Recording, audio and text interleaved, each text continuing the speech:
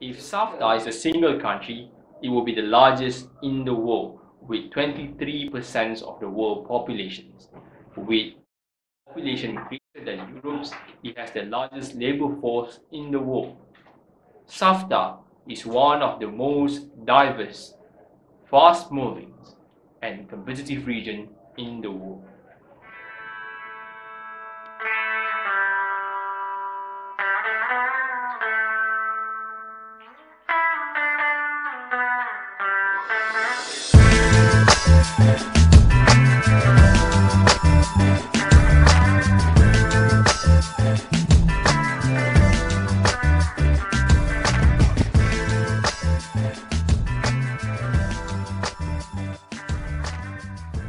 Following the 12th South Asian Association for Regional Cooperation (SARC) summit that was held in Islamabad, Pakistan, South Asia Free Trade Agreement, or better known as SAFTA, was introduced in 6 January 2004. The multilateral free trade agreement was agreed between Afghanistan, Bangladesh, Bhutan, India, Maldives, Nepal, Pakistan, and Sri Lanka, all of which member of SARC.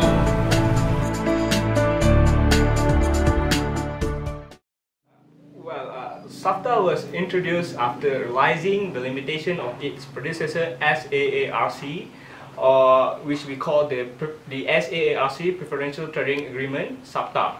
So with SAFTA, the access is only given to certain goods with the focus on raw material and agricultural products. And plus, there was a problem in handling trade disputes. The more powerful members are inclined to accept the legal mechanism for settlement. So with these and other smaller issues, SAFTA was introduced.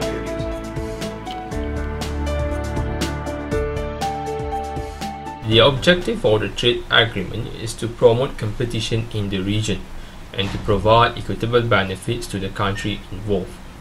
It aims to benefit the people of the country by bringing transparency and integrity among the nation.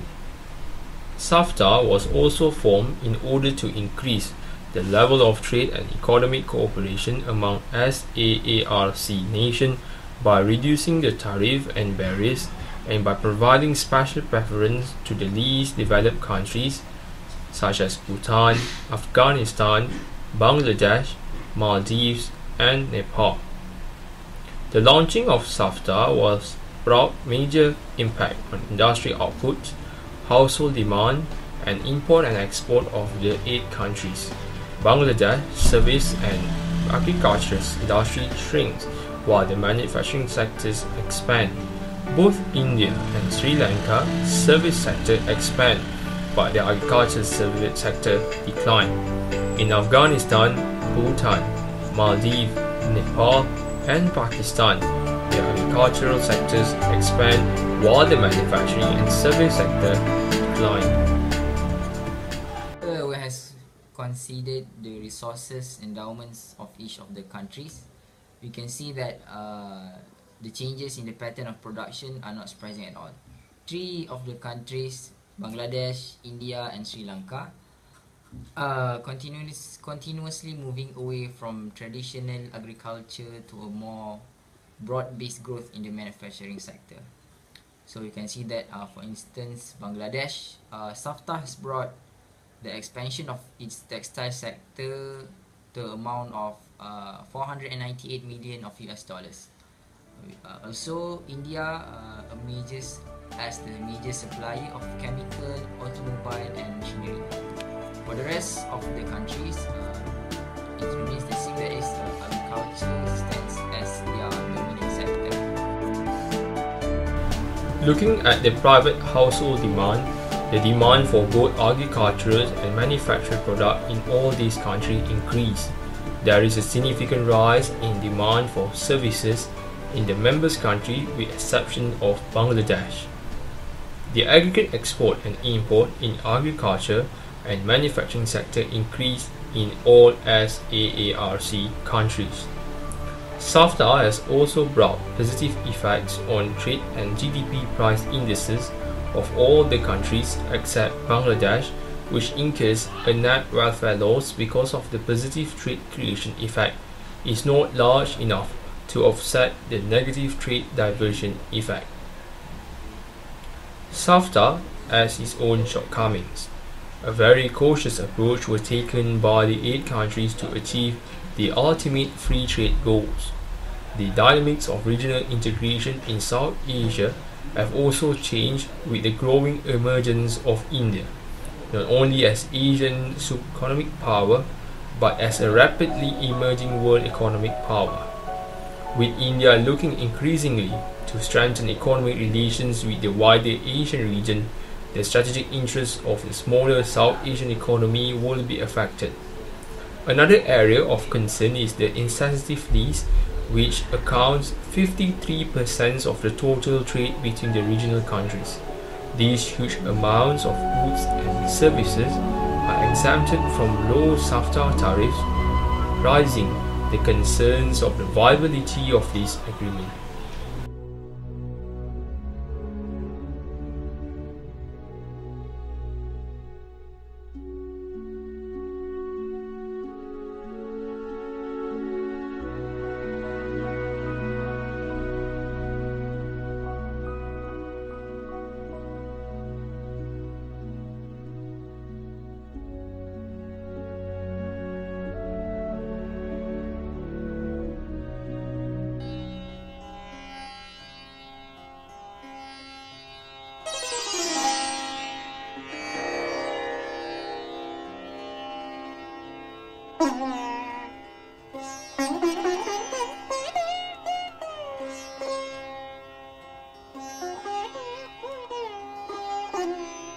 The history of Islam in South Asia is as diverse as the millions of individuals across the region who consider themselves Muslims. Islam is the state religion for Pakistan, Afghanistan, and Maldives, and the largest religion in Bangladesh. Religion has always been a strong part of identity of these nations. There are significant and controversial debates over the nature of Islam's expansion in South Asia. It can be that Hindu communities were forced into conversion. It is also possible that it was the desire for freedoms from the Hindu caste systems or the influence of Sufi missionaries. Nonetheless, Muslims has contributed to building the very fabric of these nations.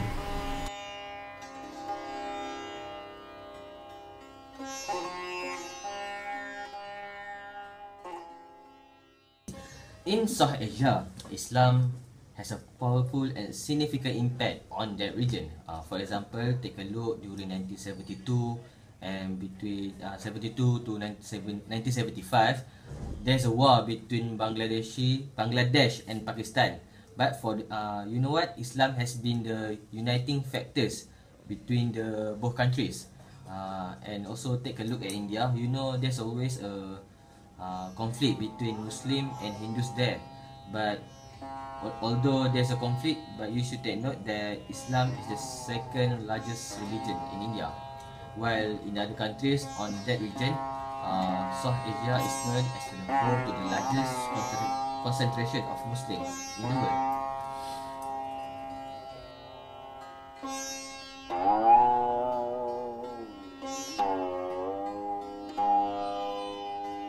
Indirect impact of SAFTA to the Muslim community in the region was visible.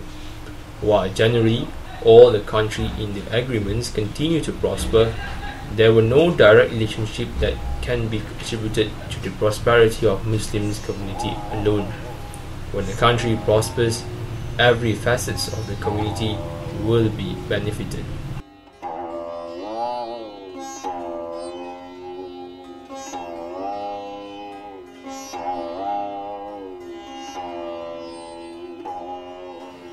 The like of Pakistan, Afghanistan, Maldives and Bangladesh as countries with strong influence in Islam will be benefited from the SAFTA agreement. Countries such as Afghanistan, Bangladesh and Maldives are considered as the least developed nation, and they will gain huge market access on this agreement. With 4 of these countries in SAFTA and we'll see more influence in the policy making that hopefully will benefit the Muslim community in the area. But this won't be easy considering that the disintegration between members and even between the Muslim majority countries around the world.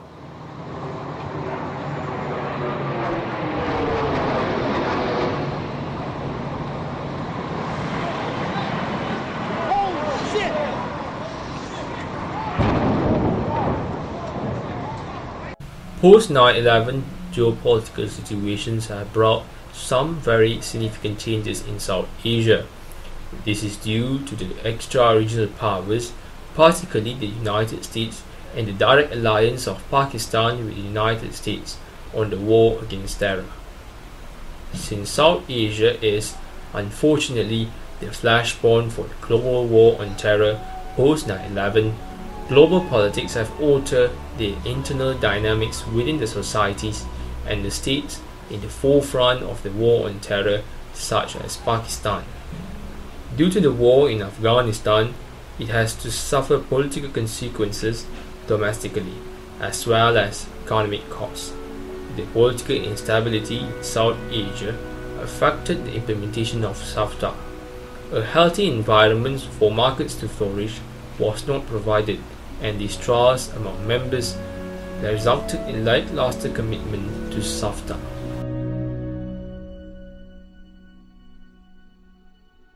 Ramifications of the formations of a South Asian economic bloc that can compete with the United States and the European Union will take years to become apparent. But the impact of SAFTA is already being felt in the countries involved. With various issues surrounding the agreements, coupled with serious intra and inter conflicts within members, will SAFTA bring prosperity to the region, or will SAFTA heading to a failure? This is 101 Ace. I'm Faris Baharuddin. Thank you for watching. Assalamu alaikum.